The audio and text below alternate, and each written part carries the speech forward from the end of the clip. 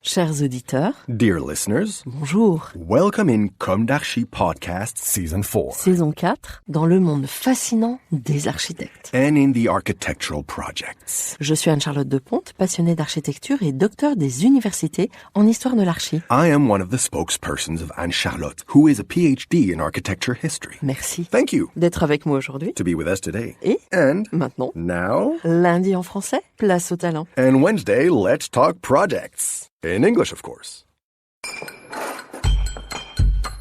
Bienvenue dans Comme d'Archi.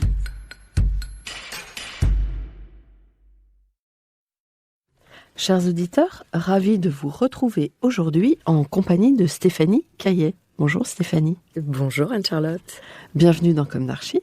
Vous êtes architecte et à la tête de l'agence SC, Stéphanie Caillet, architecture d'intérieur et design.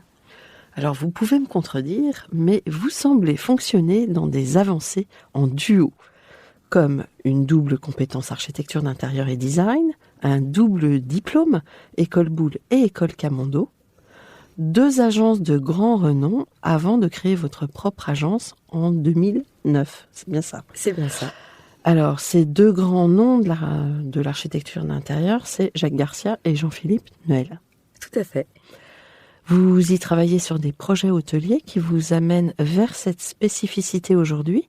Dans vos références figurent de beaux projets hôteliers tels l'hôtel 4 étoiles Laz et Spa à Paris pour Suitcase Hospitality, l'hôtel 4 étoiles la Villa Otero à Nice pour Honotel, le clubhouse du golfe du Touquet et l'hôtel Le Manoir 4 étoiles au Touquet pour l'Open Golf Club. Peut-être d'autres. Je crois qu'il y en a un important que vous livrez là. Tout à fait.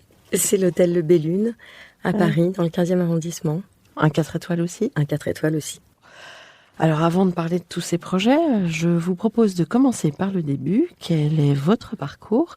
Quelle a été votre jeunesse? Où s'est ancrée votre envie d'architecture intérieure? Quelles ont été vos études, même si on l'a déjà évoqué? Quand et comment avez-vous commencé votre activité d'architecte d'intérieur, même si on l'a plus ou moins évoqué? Alors moi, j'ai grandi dans le sud de la France, à Cannes, puis après à Sainte-Maxime. Donc, j'ai eu la chance de vivre au soleil et dans une lumière merveilleuse.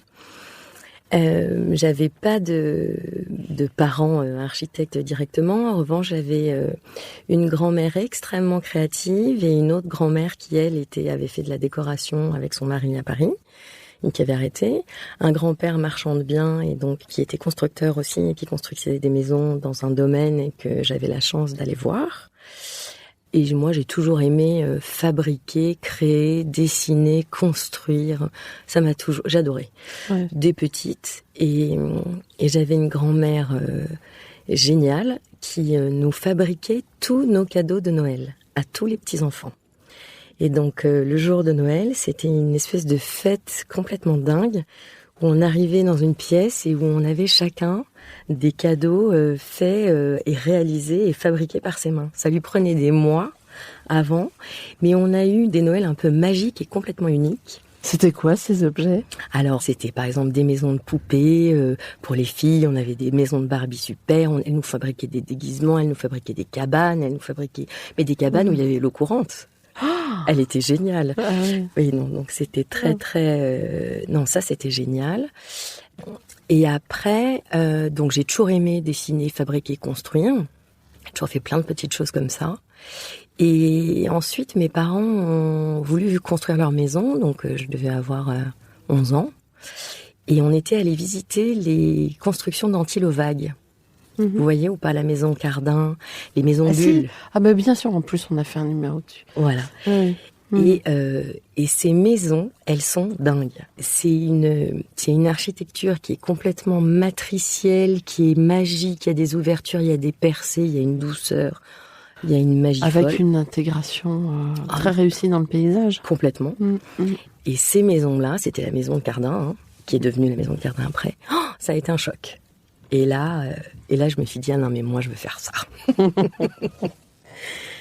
Bon, j'ai jamais fait de rond, parce que le rond coûte trop cher. Oui. Mais j'avais eu la grande chance d'aller l'interroger, Antilovague, quand j'étais étudiante à l'école Boulle. À un moment, on avait eu un sujet, il fallait qu'on... Et moi, je m'étais dit, oh là là, j'ai envie d'aller le voir et d'aller le revoir et savoir si je pouvais l'interroger. Et donc, je l'avais retrouvé dans une maison... Retrouvez l'intégralité de cet épisode sur Apple Podcast, Acast, Deezer, Spotify.